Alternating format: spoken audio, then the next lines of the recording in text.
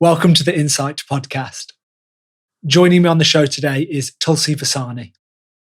Tulshi is a strength and conditioning performance coach, and she was the first performance manager and coach for the 8-time World Championship winning Mercedes F1 team.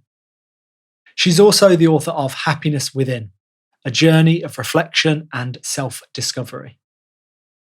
I talked to Tulshi about her passion for exploring this link between physical fitness and happiness, what people get wrong about strength training, where to start if you're looking to exercise and feel stronger, the first steps to becoming more happy, the role of mindfulness, acceptance, and being in the present in happiness, and much, much more.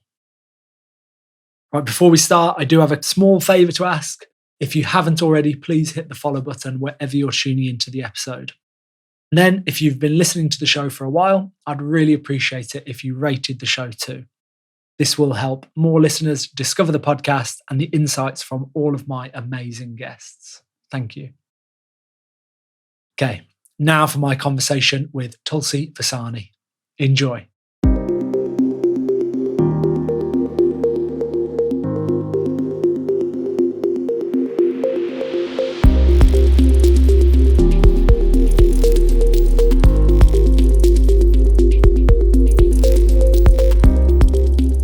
I want to be strong and happy, and you are uniquely placed to help me in both of those departments, aren't you?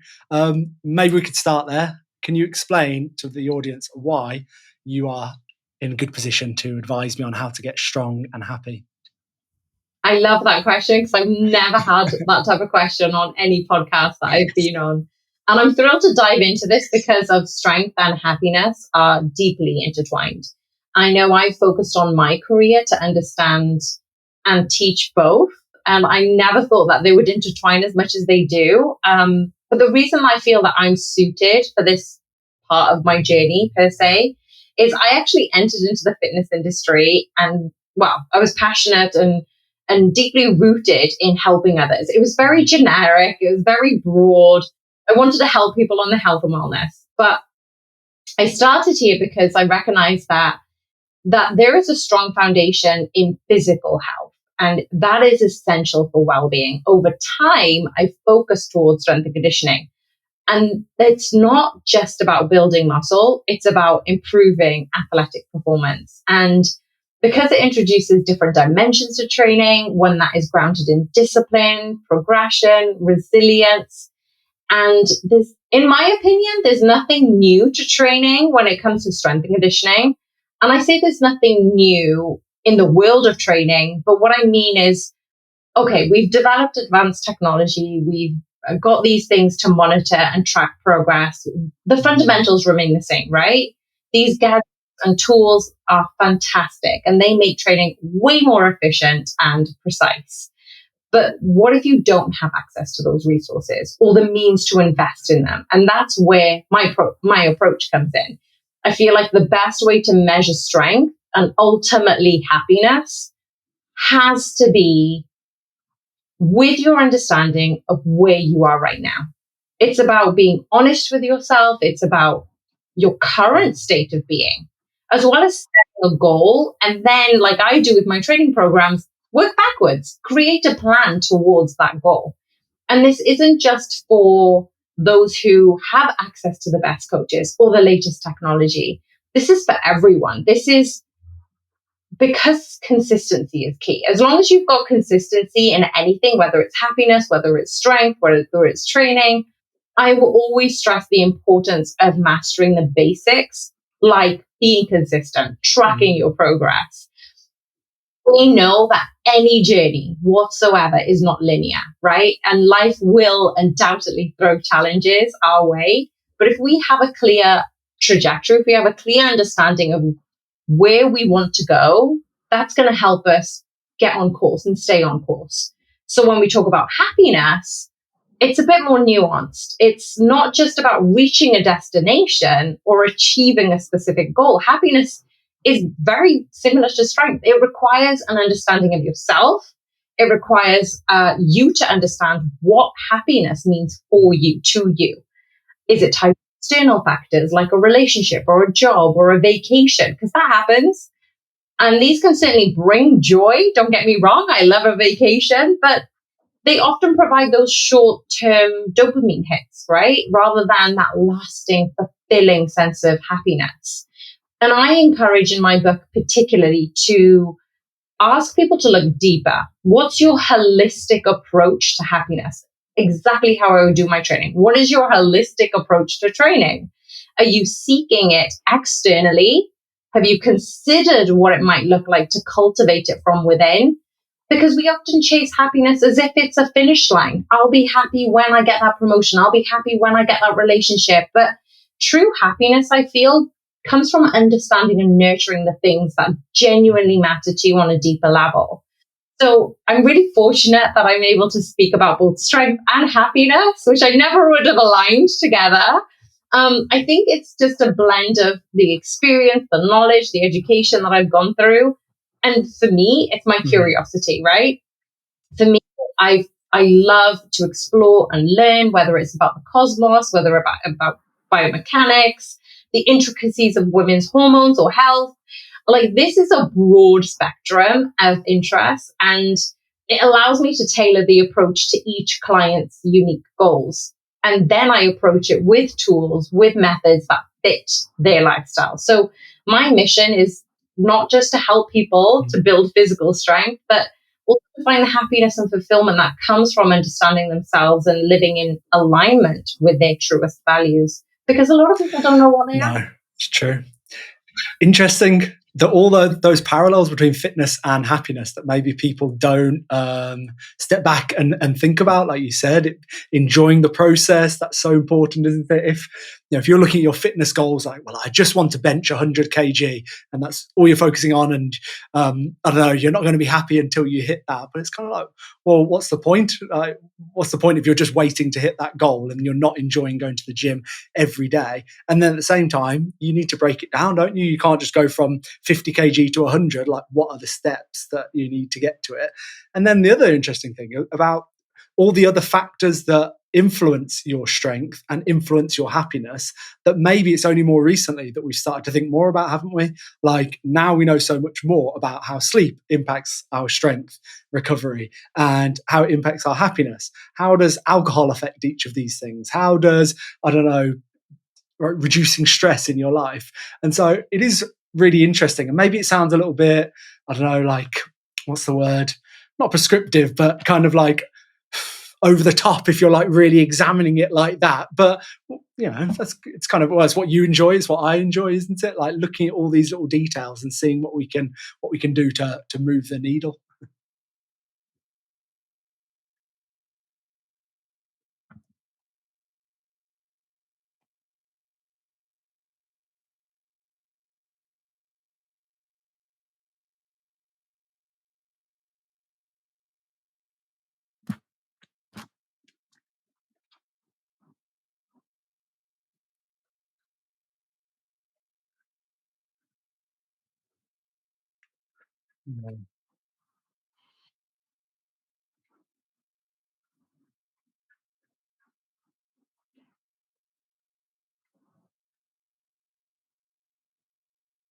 Mm.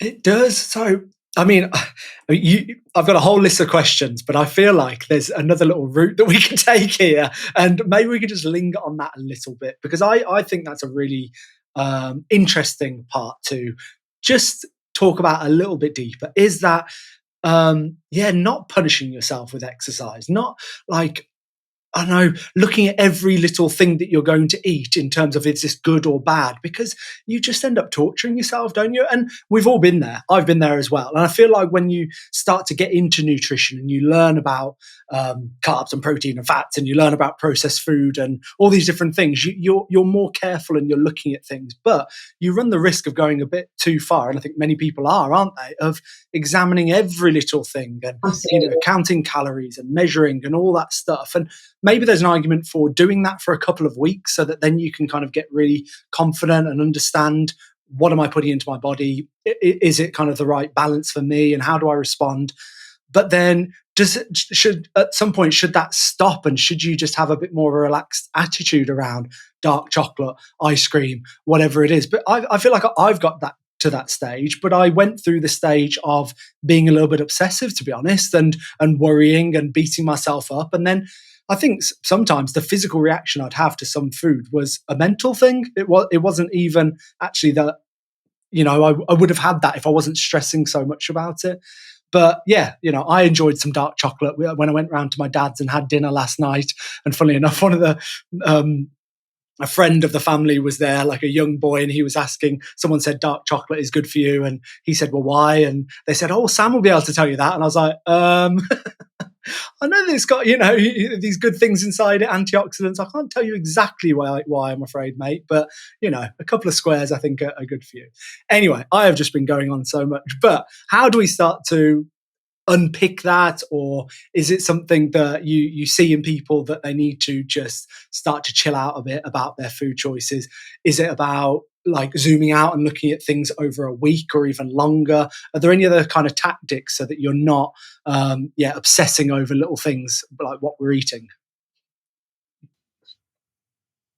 It's really funny you say that. I feel like it's almost a rite of passage that everybody needs to go through to have the acknowledgement that I'm getting older, things I don't need to be aesthetically pleasing. Because if you look at the people who are completely ripped, and I'm talking about 6-8 packs, they don't have any sugar. They regulate their nutrition so precisely.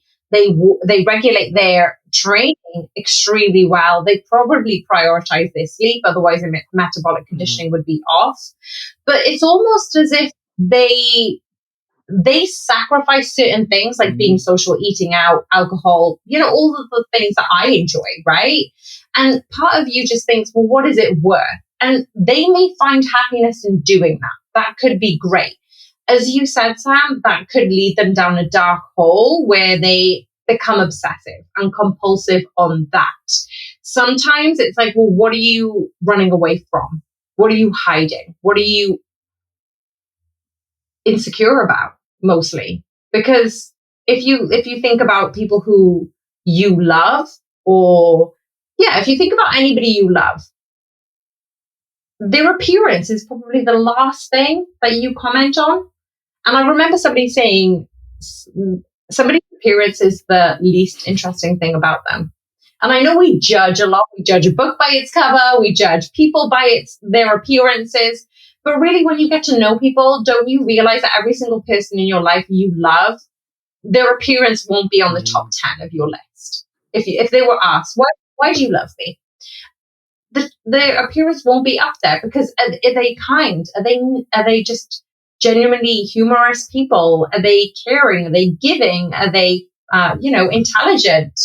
All of these other things come into play. And I think that it has to be that rite of passage of, okay, well, I need to go through this and I need to understand what I don't like about myself to really truly accept what I cannot change, what I want to change, and then kind of have the mix between the two. I feel like even women who put their makeup on, or men who have cosmetic surgery, it's not because they're happy in their appearance, it's because they're unhappy. They're wanting to make a mask, or they're wanting to change their appearance. And there is something psychological that is not able to crack through that state of insecurity or fear, whatever it may be.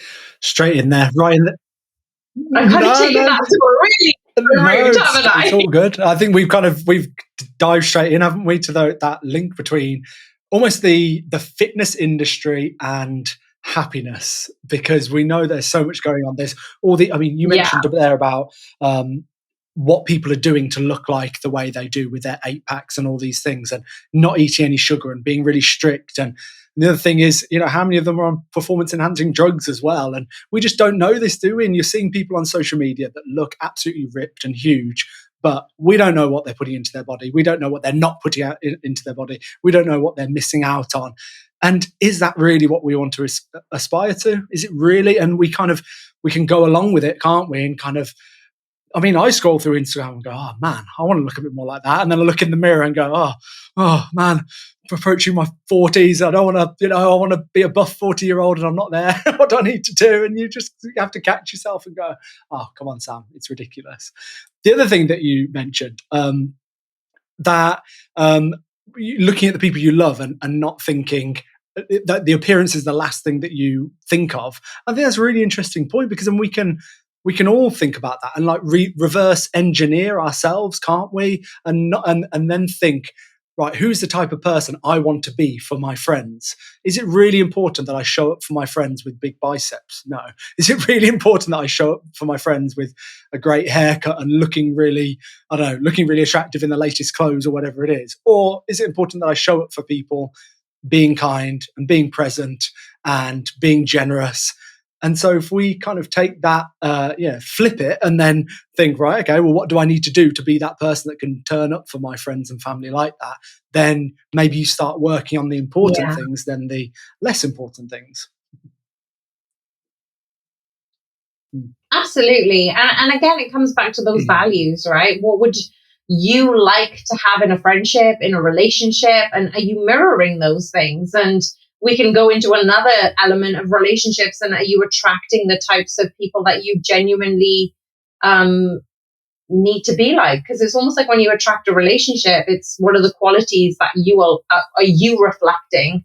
Or what are the insecurities that you're reflecting? You're kind of attracting that type of person. And it's a very deep dive into your own personality. And some people just are not wanting to do that depth of discovery.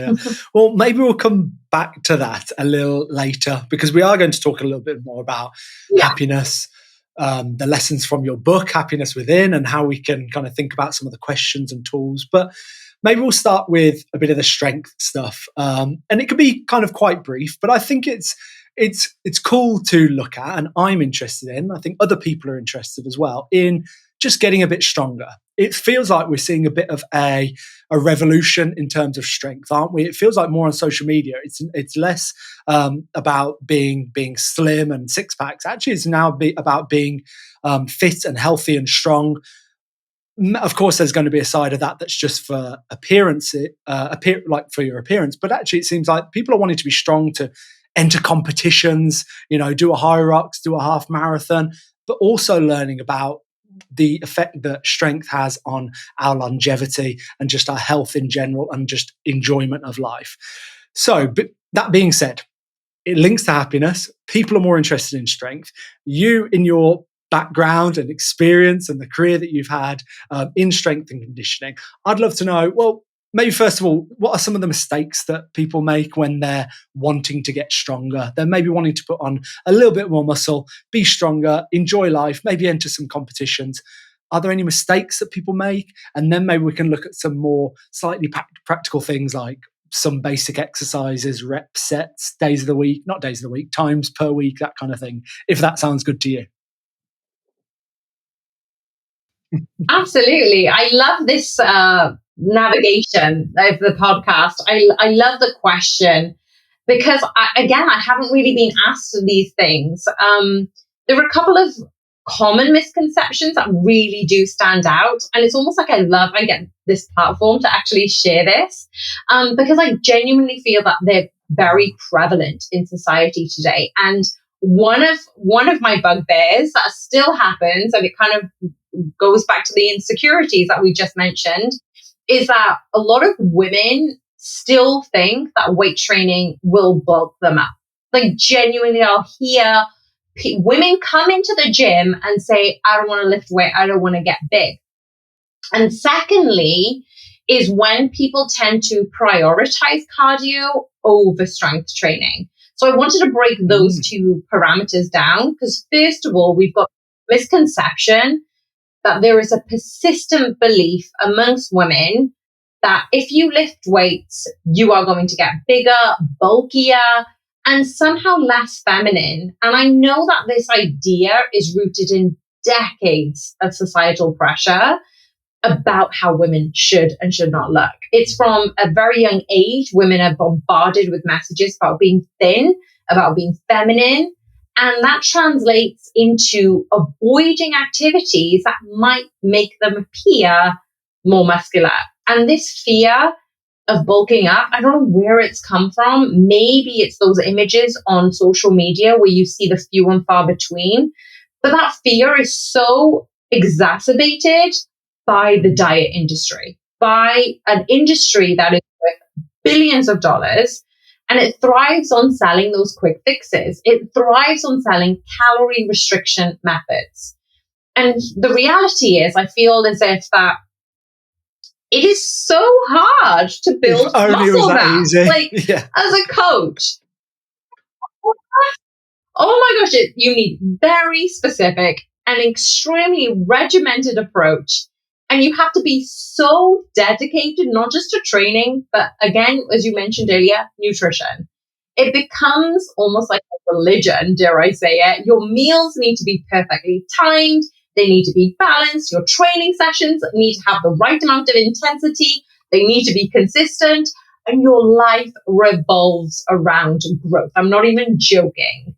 It's really difficult for women to put on weight. I was speaking to a powerlifter and I asked her what weight category she was in.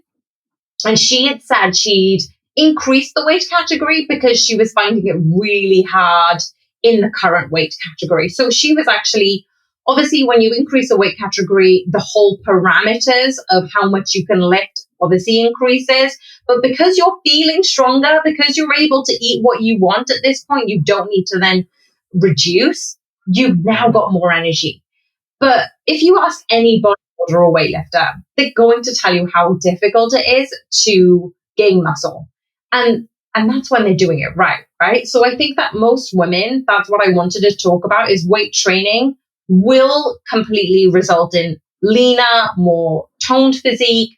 No way will you get bulky because it's a scare tactic. I don't know why, but maybe some fitness professionals have exploited it to sell programs or even supplements, but it's simply not true. And then the second misconception that I mentioned is that cardio is king, right? When it comes to weight loss, there is this one trick that you have to have cardio because it's great for your heart health. Yes, we know it's great for your cardiovascular health. We know it's good for your overall health. But when it comes to getting strong and staying injury-free, cardio cannot be your primary focus. This is where if you have this traditional thinking that eat less, do more cardio, that is something that even sport coaches still push. I'm not even joking. I've had one client say to me, he's a sports coach, and he said to me, oh, I just need to eat less and do more cardio. I'm like, no. And I'm coaching him at this point. And so he reveals this during his training session. I was like, you're clearly not eating enough. If you're strength training with me, you need to eat more. You need more energy. And it's just not effective in the long term to, eat less and do more cardio. I think the reason that this thinking is so flawed is because when you prioritize cardio and calorie restriction, you're not just losing fat, you're losing muscle. And muscle is metabolically active, meaning it burns more calories at rest. So when you're losing muscle mass, and a lot of women will lose muscle mass, and it's so important as women age to keep that muscle mass going, because we lose a certain percentage of muscle mass and metabolic rate per year, especially if we hit the terrible 30s and 40s age. But over time, it does make it harder to maintain weight loss. If you end up doing that calories less, more cardio, you will end up going through this term, which people call yo-yo dieting, right? Where you lose weight, you gain it back, and then some more. And if you're without that sufficient muscle mass, you're way more prone to injury because your body just isn't as strong or resilient. So strength training on that perspective, it builds and preserves those muscles. It preserves your joint health. It's not just for maintaining a healthy metabolism. It's so crucial for staying injury free. So if you're not already aware, if you haven't already known that strong muscles help support your joints, they improve your balance, they help you perform everyday activities safely and efficiently. And strength training also has mental health benefits. I know there are some incredibly empowering training that people do and they just feel stronger. As you said, Sam, like you just feel good in your body. You feel more confident. You feel just a little bit more better in yourself. And also you're able to lift, you're able to move, you're able to push your body in ways that you never thought possible. I know that's something that I genuinely do love about strength training. And I feel like that most people they get it wrong when it comes to undervaluing the importance of strength training. I know that obviously we spoke about women fear bulking up and then overvaluing cardio as the predominant means of losing weight. But the whole point is strength training is such a key component of that balanced routine, right? Yes, you can have cardio. I'm not saying completely take it out of your training, but integrate the strength training, because I was working in a leisure center and we were working on falls prevention. If an elderly person has one fall, their percentage is almost double between them having a second fall. And that's really bad for elderly populations. So if we're training women to keep going on cardio, we're not conditioning them with their bone density, with their muscles, with their joints. How can they stay strong and injury free? That actually impacts the long-term health and wellness of aging well. Yeah, and isn't something that if you have a fall, your risk of, in old age, if you have a fall, your risk of mortality just, I don't know what it does, double, something like that in the next 12 months or something like that, something horrific just from having a fall. And that's why it's so important to stay strong and strength train even into old age. But thank you for that. That was such a good breakdown of some of the misconceptions and the reasons why we would want to get stronger and put a bit of muscle on. So you talked a little bit at the start about, complications that are added, new training methods and apps and technology and all that. But then it seems like actually the basics are still the basics, and there's a reason that people still squat and bench press and do pull-ups. So if people are wanting to get stronger, what's a good place to start? Is it some of those exercises? Do we want to maybe look towards more free weights than machines, or do they both have a role? I don't know. If someone's just wanting to get started and you had to summarize in, a paragraph of where to get started and how, what might that look like? No pressure. Oh my gosh. I don't think I can surmise it down to a paragraph because you've asked so much in that. But I genuinely feel like this is such a great question because it's something that everyone can benefit from. I love that. Where would you start if you were just starting from the beginning? And it goes far beyond just lifting heavier weights. I think even just about getting stronger a little bit can impact your life in such incredible way. And strength isn't just about hitting the gym. I just want to clarify things. I have a YouTube channel. I do a lot of bodyweight exercises.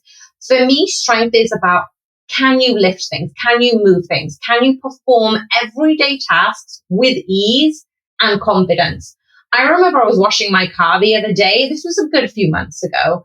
And I remember bending over, getting towards all the alloys and all the nitty gritty. And I was like, oh, my hip doesn't hurt. My back doesn't hurt. I can do it for a little while longer. And this is from a coach. So it's just saying that when you're stronger, you're way more capable of doing your day-to-day activities, whether it's carrying groceries, washing your car, playing with your kids, or even maintaining that good posture, even whilst we're sat at a desk, right?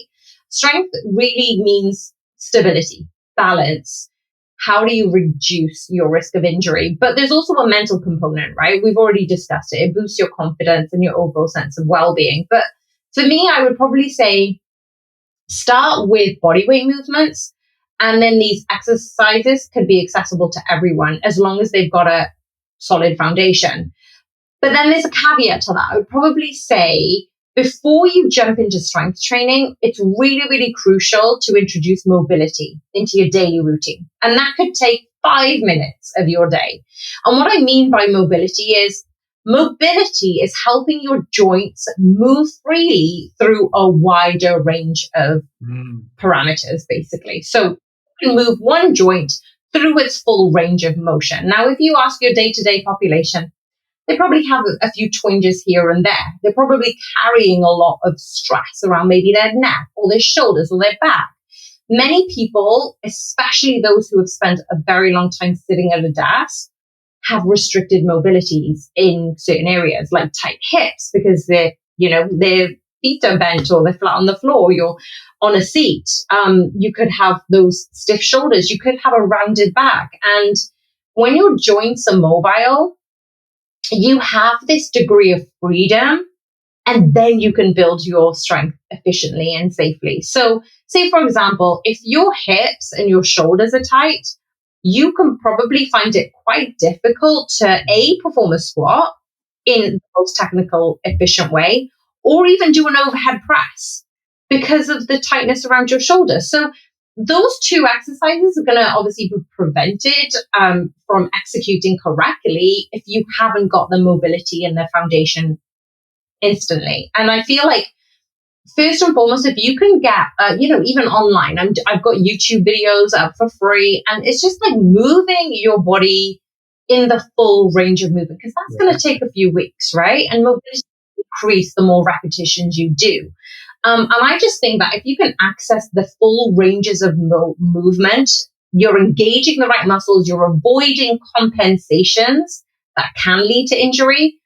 Essentially, mobility really sets the stage. It's the foundation for strength because it ensures your body is moving how it should, right? And when you focus your mobility, then it's time to build strength. Then it's time to focus on key areas like your upper body, your lower body, your core. And here's the secret that people actually forget. When you train your upper body and your lower body, you're engaging your core. So you don't need to do hours of separate core workouts. I mean, I'm guilty. I do have like 5-minute core workouts on my channel, but you're performing a compound movement. Like if you organize your program that you can engage multiple muscle groups, you're working your core anyway. And for somebody who is starting out, I'd probably recommend a simple routine. Begin with exercises like you said, some push-ups, squats, maybe some planks. And if you're new to push-ups, I'd probably say start small, smaller than small. Like try push-ups against a wall, for example. Use a mini band around your arms and see if you can keep the stance quite narrow so you can really engage your core at the same time. As you're progressing, you might progress to push-ups on your knees. And eventually you're doing a full push-up. And the key is, like with anything, listen to your body. Listen to your body as if it's your best friend. Pay attention to what areas need more attention to. Give them the care that they deserve without judgment. Don't judge yourself on what you did and did not do during that training session. And I think that in terms of like sets and reps, like you said, I would probably recommend, as I would with anybody, start with something manageable. Rather than doing the traditional 3 times 10, 3 sets of 10, I'd probably say, let's start with 1 or 2 sets. 1 or 2, that's it. 4 to 15 reps for each exercise. And this is where you start to listen to your body. If you start doing push-ups and, I don't know, 1 of them was a good push-up, but then 14 of them were really bad, you're just conditioning that poor movement patterning. And I say that because I'm very strict when it comes to technique. If the technique drops, the reps drop. Like you're done, like out of it. We're stopping this exercise. So say, for example, you're doing a bodyweight squat. Start with 1 set of 8 repetitions. Can you do that well? Okay, can you do another set of 8 repetitions? And when you've done 8 repetitions, you might want to do 10. You might want to do 12 because you're still maintaining that strength. You're still maintaining structural integrity and technical form. Just make sure your knees are tracking over those toes, your chest is lifted, because a lot of people end up bending far forward because they've got tightness in their lats, because they've got tightness in their shoulders. So when you get more comfortable, you're going to naturally increase your reps or even add resistance at that point. And it's really quick. I just wanted to mention this one story. I was coaching somebody actually I was asking them to do a push-up off the bench, and that is an option. You can do that. People like doing push-ups off the bench because it's actually great for those who've got any wrist restrictions. So if you don't have any, if you've got any impingement in the wrist, I like it for the older population because obviously they can get a little bit arthritis and a little bit of tenderness around this area. So he was doing a really amazing push-up off the bench. And nearby, there was a person who must have been running around the park, right? We were outdoors. Must have been running around the park, and he started doing push-ups. And I just pointed it out to the client, and I was like, okay, have a quick look about what he's doing. He was about 500 meters away, so it was fine. He wasn't like right next to us. And I was like, just look at what he's doing, and that's what the push-ups are not supposed to look like, okay? So back was arched, his head dropped. There was so much energy leakage, as we say as coaches, because they're just not moving efficiently. They were putting unnecessary strain on other parts of their body. And that's why, for me, I say technique, build the foundation on that strength, not just weaknesses on top of weaknesses. But yeah, start with mobility, prioritize your form, get stronger, listen to your body. When it comes to sets and reps, you don't need to go for the traditional, this is what I need to do. It's not about perfection. It's about progress. I think so many people could find that breakdown just so useful. It's just such a good starting point. And a couple of things that you said there, the fact that body weight training is strength training, of course. Yeah, of course. And that's a really important thing to put out there, that just using your body weight is enough.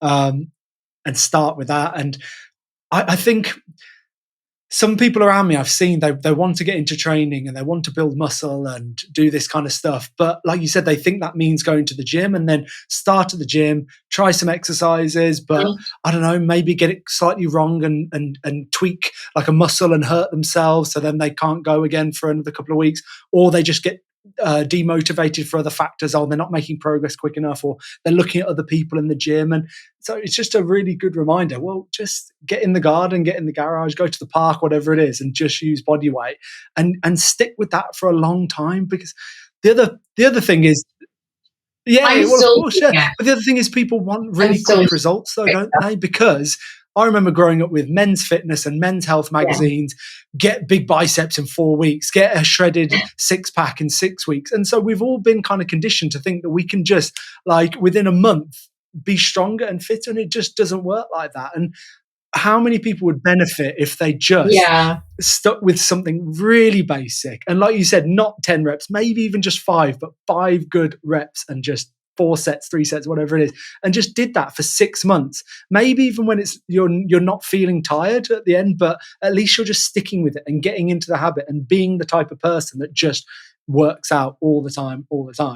And then the other really cool thing that you mentioned was the mobility fact, because I think that's so important. I know how much better I feel if I just stick a 5-minute YouTube video where there's a couple of men yoga teachers that I like, and they've got a 5 or 10-minute morning yoga routine, and it's not a workout, but it's just getting yourself stretched out. Or sometimes I'll do what I would normally do for a warm up in the gym, before I do my squats or deadlifts or whatever it is.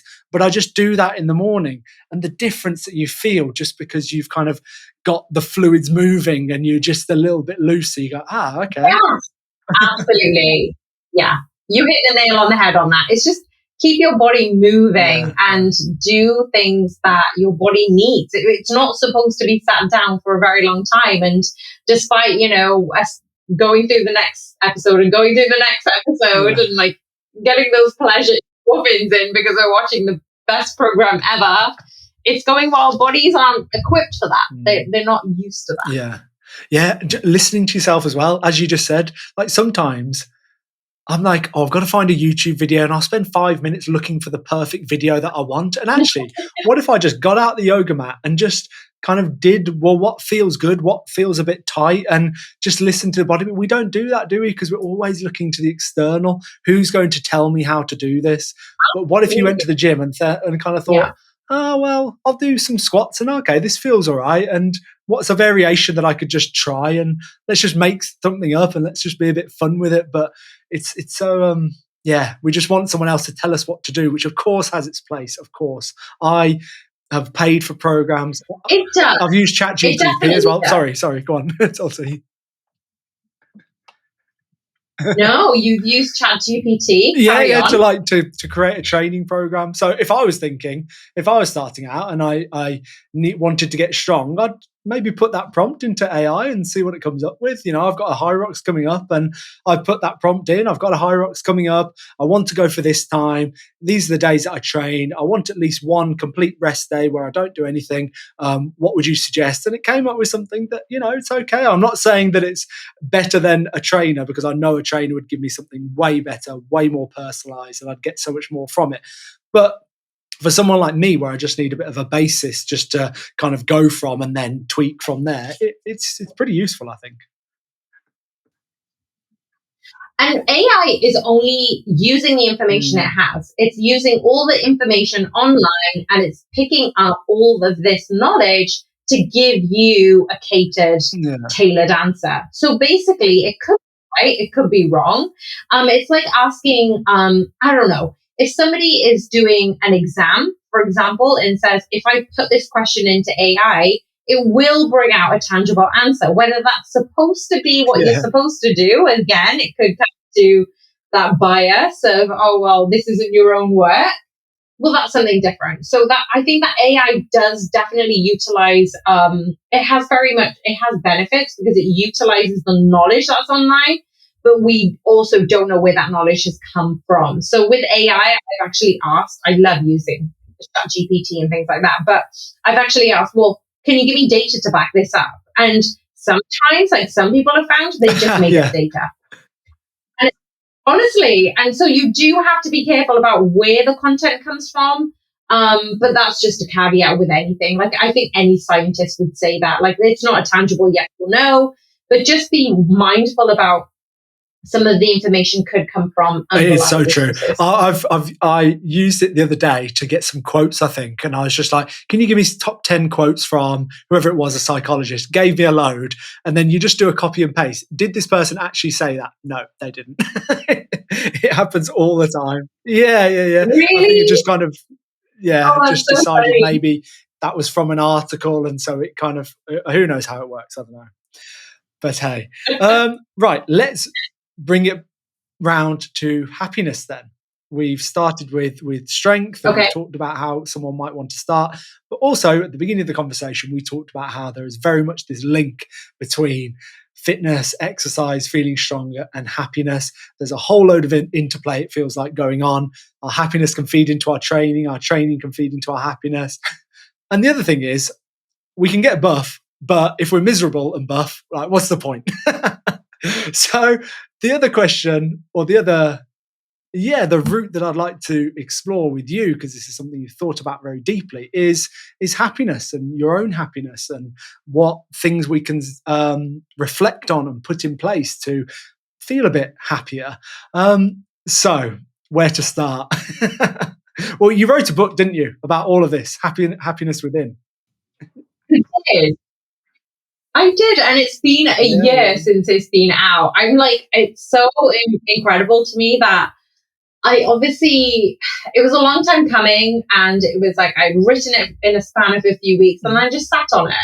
And it was kind of me being procrastinating in terms of an editor, but I needed to find the right person, the right fit. And to answer your question of, if you're miserable, what is the point of being fitter but miserable?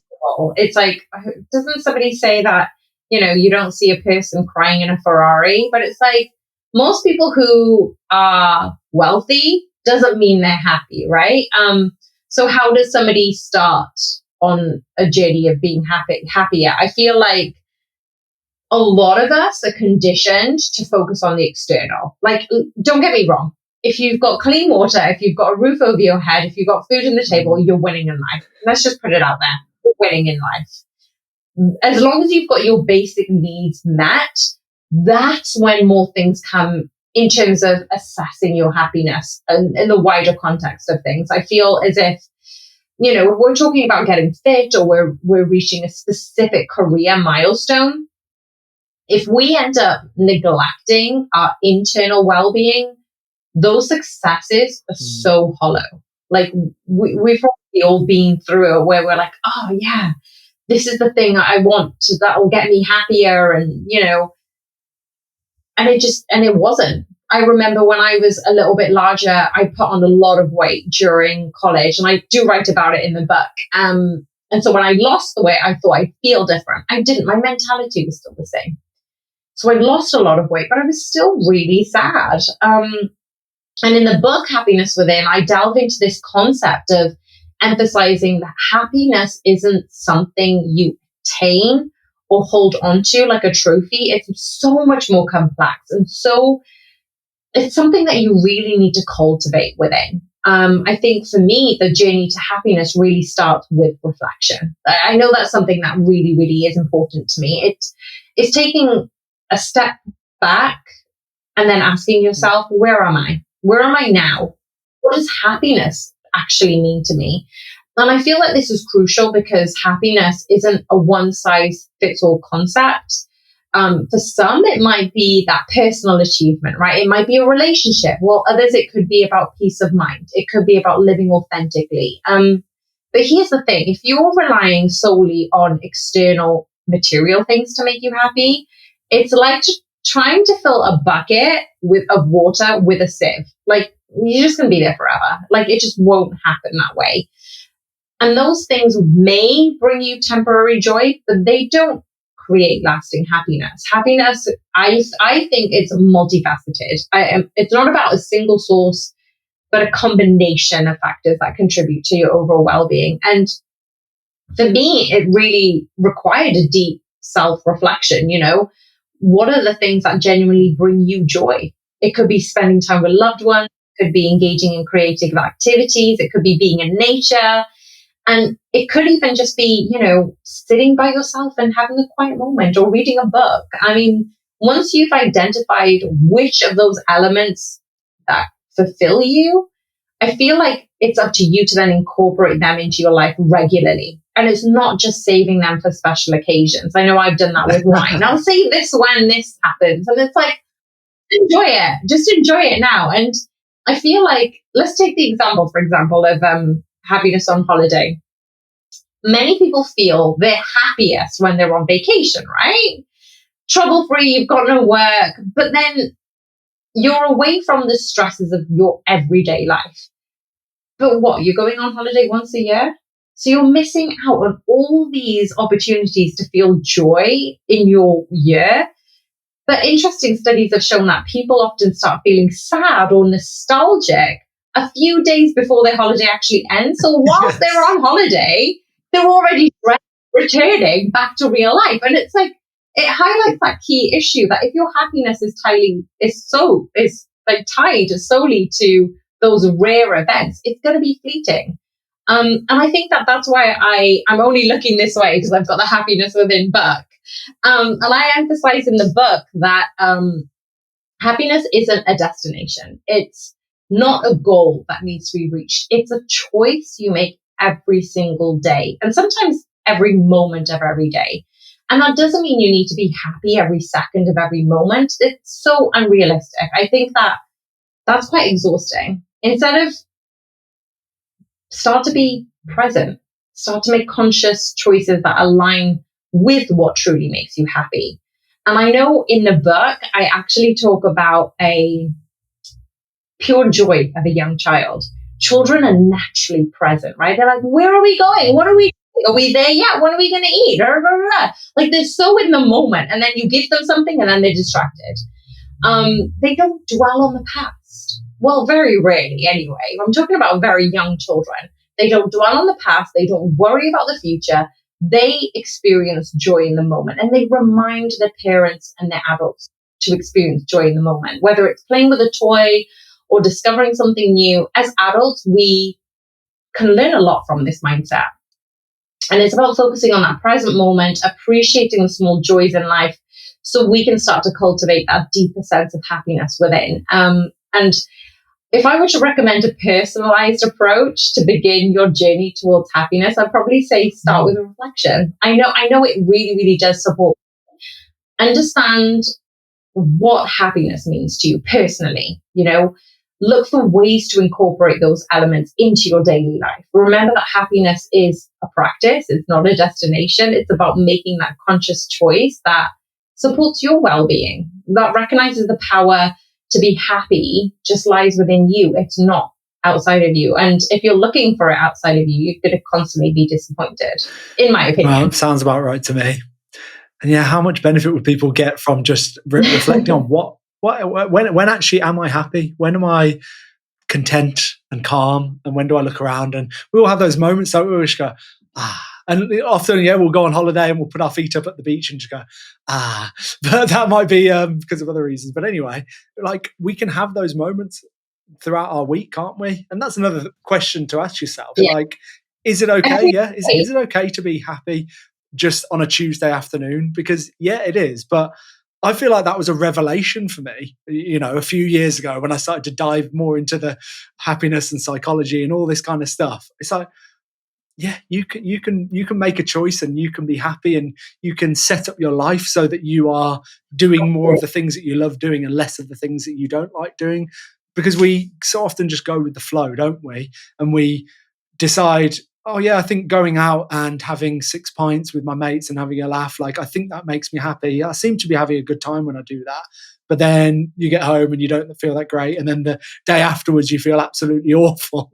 But then you have another moment where, I don't know, you're just on your own and just, I don't know, quietly read your book and the dog comes along, or you're enjoying a meal with some family or friends or whatever it is. And it's like, this is happiness as well. This is okay. And you might be doing it on Wednesday morning, but it's absolutely fine. And so, that is it's so good. It's such good stuff. Reflect on what makes you happy, what you've been told should make you happy, and actually what does make you happy. What could being happy look like for you? It's just, it's so important. So what is that for you? What does it look like for you? I know for me, I'll sometimes sit down, and I've said this so many times on this podcast before, I think. I'll sit down on a Sunday morning, I run into town, open my book, I've got a coffee in the cafe, and I can just sometimes just go, this is just bliss. I love it. And it's just so simple, isn't it? But it makes me feel happy. What does it look like for you? It's really funny you say that, because as soon as you said we can have happy moments in every day, and obviously you were reflecting on what I've mentioned, I instantly thought of me having coffees in the morning. Now, for a lot of people, it's such a regular task. It is a task, it is a ritual, it is something that they add into their day to help them feel energized. Like, I do my breath work, I do my meditation, those are the things that get me energized. My coffee is after I've done my exercise, I've done my breath work, I've done all of that, and I get to sit and have a moment and just enjoy the first sip of coffee. Like, for me, that's a ritual. And I only have 1 cup of coffee because I don't need it for energy. I just enjoy drinking coffee. And it's really funny because it's like, if you ask me, like, are you happy? I'm like, yeah, I'm happy. I'm happy speaking to you. I'm happy being present here. Because at the end of the day, I'm being in this moment. When you're not worried about the future or the past or ruminating over it, nothing's affecting you right now. You can choose to be happy in this moment. And I think for me, like, I used to be quite an anxious person, very stressed. I can probably still get quite frustrated, not as much as I used to. And so it really asks of me, especially through my meditations, of how can I continue to be present? How can I continue to be present? Like with you, Sam, you are the priority right now. This conversation is the priority. Nothing else really matters. Am I able to feel fully present and feel the joy in this moment? And whether I'm happy, sad, good, bad, whatever it is, like, why do we need to put labels onto it? I know I created the book Happiness Within, but like, looking at the bigger picture, it's just to say, be in a state of neutrality. You don't need to label everything and have every answer to every moment. And this might not be the typical social media answer, but it's honest. When I'm fully present, I can find happiness in anything. I can find happiness anywhere. And I feel like my happiness isn't dependent on specific people, places, or even things. I mean, it can certainly be enhanced by them, but I feel Like, I find happiness on the beach, in the sunshine, reading a book, sipping a cup of coffee, when I'm coaching, like, or even just taking a walk in nature, even listening to a podcast. Like, I find contentment in less ideal situations. So if I can find contentment in the bliss state, I can find neutrality and I don't know, being stuck in traffic. I can find happiness being stuck in traffic. Like, I am the traffic at that point. Took the words out of my mouth. It really is where I focus my attention in that moment. I saw that the other day. You're not stuck in traffic, you are traffic. It's an important reminder. Yeah. I think more people need to remember that. But yeah, all good stuff. And it's like, this is the message that I get from so many different angles, whether from a book or a podcast, or I'm lucky enough to speak to psychologists and coaches, all these different people. It's about the present moment, yeah, and it's about non-judgmental awareness. This is what has been put out there for a good few decades now around mindfulness, meditation, and just mindfulness in life in general. That this is the present moment. This is all we have. Like, the past is gone, the future hasn't happened yet. This is all we have, and the more we can connect with that, just maybe not even the more happy we can feel, but just the more present we can feel, the more calm, and the more just like, yeah, well, this is all there is. This is all there is. Me talking to you now. Exactly. I'm right. This is it. The only time we create our future is right now. I worry that when, 10 years ago, listening to a conversation like this, I might be rolling my eyes and going, oh, come on. And, I've listened to some podcasts. I'm like, yeah, okay. Because I think it is a bit of a journey, isn't it? And it's a bit of a process. And you can start to hear things around mindfulness and being present and not judging and not, I don't know, if someone beeps at you in traffic, not reacting and thinking they've got their own story. I know what it's like to hear that and kind of cringe and find that really hard and get worked up, because it is a process, isn't it? It is a journey that we're all at different stages of that journey, aren't we?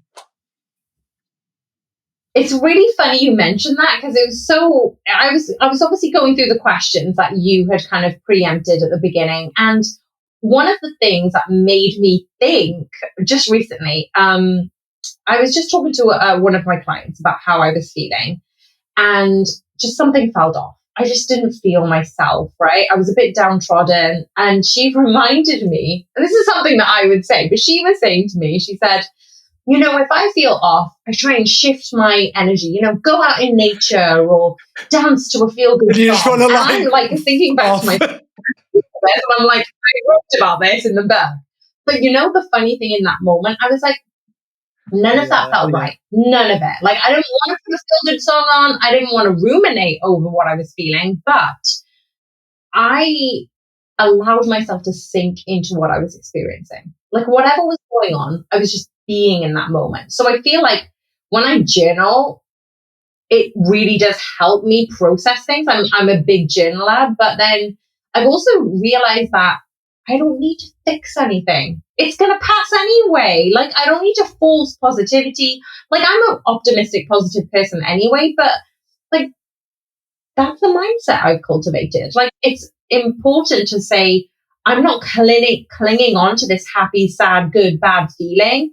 Whatever it is, I'm asking myself, what is this moment teaching me? What am I learning from myself? What is my intuition telling me? Because usually the intuition comes in whispers. And I just allow that to unfold naturally, because it's going to pass anyway, right?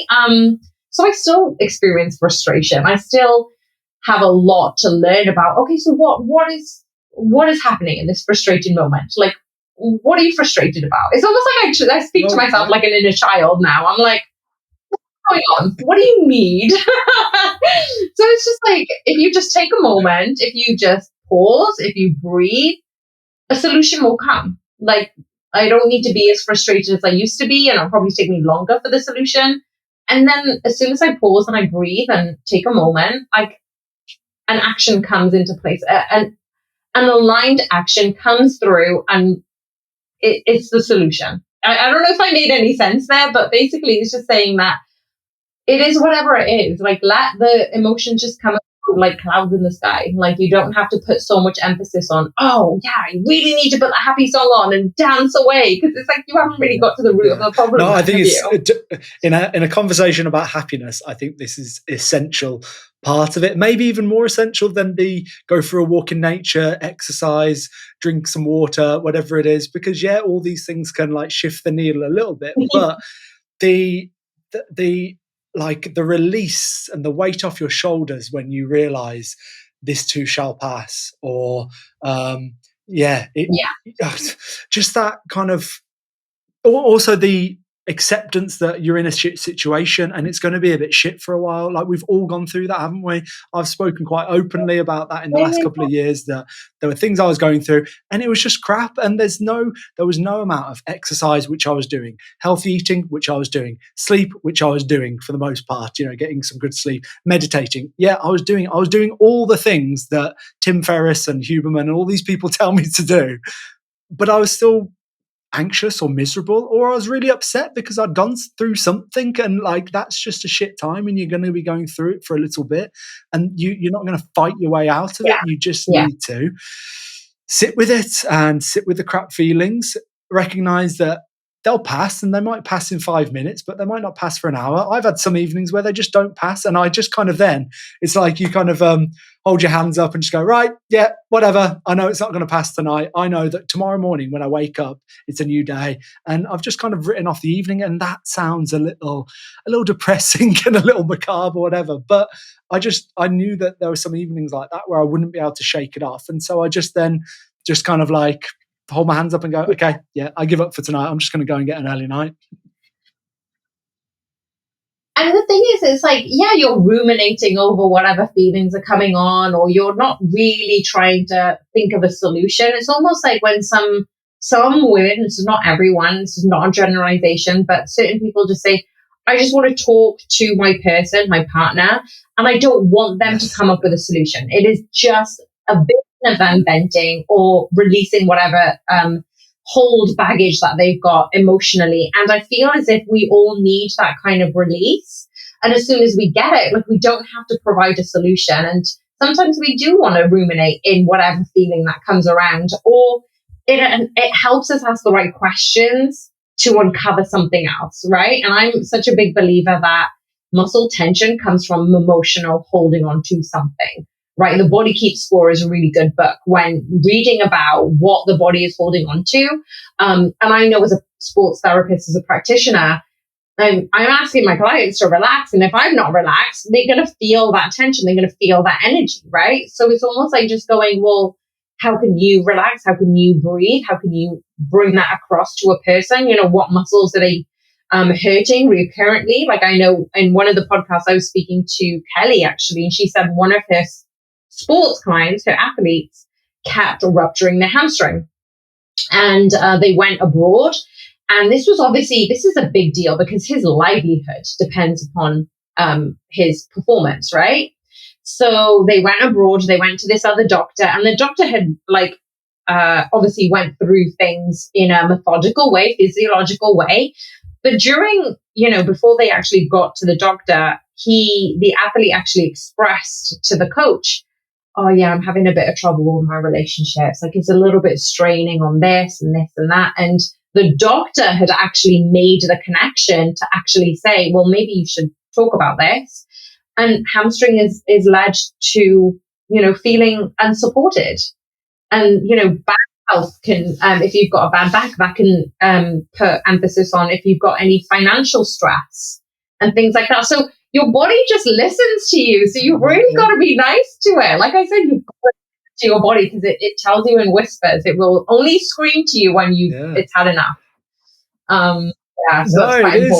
How often I catch myself, like my shoulders are up here, or like I'm clenching my jaw. And this is where that the kind of the awareness and the mindfulness and trying to be in the moment. If you just check in with yourself every so often and go, why am I doing that with my shoulders? Right, okay, I'll just relax them. All of a sudden I just feel a little bit calmer and a little bit okay. So that's such an important point, that just check in with yourself every so often. And another thing that I thought about when you were talking about, sometimes you vent to your partner and you don't want solutions, you just want to throw it all out there and explain. And what if we could have that maybe as a bit of an inner dialogue, couldn't we? We maybe don't need that partner. It could just be like journaling, writing it down, or just saying it out loud, recording yourself saying it. And maybe if you are feeling a bit anxious, a bit down, a bit stressed, maybe you just need to vent like to yourself, even just say it all out loud. And then, like you said, sometimes some answers will come to you without trying to force it, without trying to look for a solution that means exercise or means meditation or whatever. Something might come up if you just kind of put it all out there and just listen. I think it's Rumi that said, there's a voice that does not speak, listen. Something like that anyway. I'm trying to sound all wise now. Just quoting Rumi. I love it. No, it's true. And this is the thing. It's like going back to one size doesn't fit all, right? What works for you, like you said, you've drank water, you've slept well, you've probably journaled, and you've danced to a really upbeat song. None of them have helped. And sometimes you do need to question, if you're using all the tools and technology and all the things that you're supposed to use, like what is actually helping you in this moment? Do you need a tub of Ben and Jerry's or whatever ice cream brand? This is not promoted. Do you need do something? Do you need to go deep into breath work? And sometimes it's just taking your monkey mind out of it. Like stop thinking about things too much. And again, coming back to your breath, coming back to where you are right now. Yeah, all that dancing to Taylor Swift, it just didn't help me, man. Oh. That is a joke. I do not What? listen to Taylor Swift. Just going to clarify. Oh my God, you so shit. I'm such a fan. I don't see myself liking that. Okay, I'll give it I've never listened to one song. I can honestly say. I'm definitely a Swiftie. I'll give it a go next time I'm feeling a bit low. Right. Okay, amazing. One of the upbeat ones, because sometimes it can get a little bit traumatic. Breakup kind of ones, aren't they? So I need to avoid those. Okay, yeah, I'll go for the upbeat ones. Right. I feel like we've gone all about the place. We've talked about strength training. We've talked about happiness. And yeah, this is the stuff that I want to hear from people. Not just the exercise stuff. I do love hearing about that, but I love hearing about the perspectives on happiness and hearing this good stuff about listening to yourself and reflecting and asking yourself questions. Like this is the stuff that actually makes a difference, rather than all the other stuff we're told that makes a difference for happiness. Like we said, like buying more things, more. Let's get some more products and that will help me more happy. If I get an app to track my happiness, that'll be better. No, maybe I can just listen to myself. So thank you, Tulsi, for your time this afternoon. This evening. I've really appreciated it. You're welcome. Thank you so much for having me on. It was a joy. Honestly, I can't believe where the time has gone. It's been amazing. Thank you for having me on and share and vent some of the answers that I was able to share with everyone. Anytime. There are 3 questions that I do ask every guest, if you've got time. Yes, I do. And this is all very much linked, I think. I can see this. We might go over some of the things that we've talked about already, and that's absolutely fine. Or you might surprise me, I don't know. But the first one is, what's one lesson you wish you'd have been taught when you were a child? Okay, so I am gonna say that I wish I had been taught that I am love and happiness. No one else has the right to tell me how I should feel. And that reminds me of a quote of Eleanor Roosevelt. She said, no one can make you feel inferior without your consent. It's one of my all-time favorite quotes. I believe that because everyone is operating from their own level of consciousness, understanding that love and happiness actually does exist within me rather than something that I need to seek externally. And I've been trying to find it externally. It would have been incredibly empowering from a young age to know that, or maybe to be led in that direction. It's a lesson that probably would have saved me a lot of unnecessary searching and self-doubt, I feel. So yeah, that's probably one of my biggest things. Next one. What's one habit you've introduced, or even a habit that you've kind of given up and got rid of, that is helping you feel happier and healthier? Okay, so I don't do it all the time, but I've kind of shifted on this. So in my book, I love journaling, but I also love writing the things that I'm grateful for. So I think it was Oprah who said it. It's like the more grateful you are, the more things that you will be grateful will come into your life. So the more things that you're grateful for, the more good things will come into your life. And I really, really do like that. But it really kind of puts me on that positive train. So as soon as I start thinking of a few things that I'm grateful for, more things come. And it's almost like this like verbal diarrhea of, oh, I'm grateful for this. Oh, I'm grateful for this. I'm grateful for this. And then you kind of like, if you can do it in the evening, it kind of recaps your day of all of these beautiful things that have happened. And I'm so grateful for that. And I kind of do it sometimes in almost like a prayer or a meditation, just to go, thank you for this. Thank you for this amazing day. Thank you for the clean, fresh water that I drink. I mean, it sounds really silly when I say it out loud, but it really does fill me with like warmth. Like I get to be here. I get to experience this. I get to work with amazing clients. Like I can even, like, I'm just an example now. Like I get to have a passive and active income. I get to work from home. I get to have people who love me. And just more and more of that comes. And I feel like that is a habit. So it can either be as a prayer, it can be as a gratitude list, it could be a journal prompt that you can write down. Like that's one thing that I really do. That's one of my best habits, I would feel, that I've got going on at the moment. This one is, if you could give everyone in the world one book, which book would you give them? Okay, so I was going to say Happiness Within, because obviously it's a personal choice. But can I just be cheeky and just say two books? Yes. Can I do that? One of them would be Ego is the Enemy by Ryan Holiday. I haven't read it in a while, but I remember reading it a couple of times, and it just, every time I read it, I was like, did I read this before? Like, this is brand new information. Where did this chapter come from? Where did this come from? I think Ryan Holiday is such an amazing writer, and he's very into Stoicism. He does such an amazing job about exploring the ego, our sense of self-importance and arrogance. It can be significant to see that as an obstacle, both personal and professionally. If we have that overwhelm us, it can obviously stifle our growth and creativity. And it really does put across that value of understanding and overcoming such barriers that you may be coming across. And then the second book, one of the reasons why I actually said this, it's not really a book of religion, but it's called the Bhagavad Gita. And it's like 800 odd pages long. And it's a source of timeless wisdom. So it's almost like you dip in and you dip out, and you can kind of take profits. And like, even in that, it's stoic. It delves into life, duty, self-realization, and ways to find inner peace and purpose. So the teachings of the Gita actually offer the guidance for navigating life's challenges and finding that deeper sense of meaning. So I feel like both of those books are quite in-depth, personal, professional, spiritual, mental growth, emotional growth. Like, I'm all about that. Two solid choices. Love it. And I mean, you have mentioned your book, so you've got to say, where can people get a copy of your book that you wrote? Yeah, well, it is available on Amazon worldwide. So if you head over to whichever country Amazon is in, and you can buy it either as an ebook or as a paperback or a hardback, it would be appreciative if you let me know if this book had an impact on you and what you thought about it. Because so far, I've been pleasantly surprised. I've been so grateful for everybody who's read it so far. So if something that you're interested in, head over to Amazon. And if people just want to connect with you and see what you're up to, see the work that you're doing, where can people do that?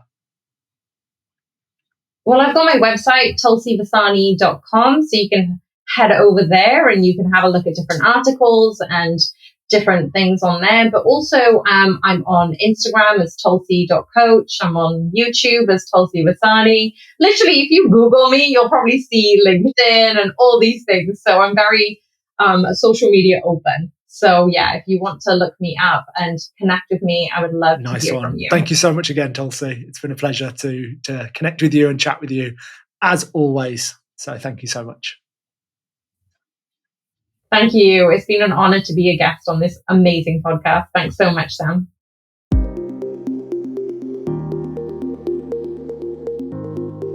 Thank you for tuning in. I really hope you found my conversation with Tulsi insightful. If you enjoyed the episode, please share it with friends, family, and colleagues who you think would find it helpful too. You can also support the podcast by following and rating the show on whichever app you're listening on. Thanks again, and I look forward to bringing you another episode soon.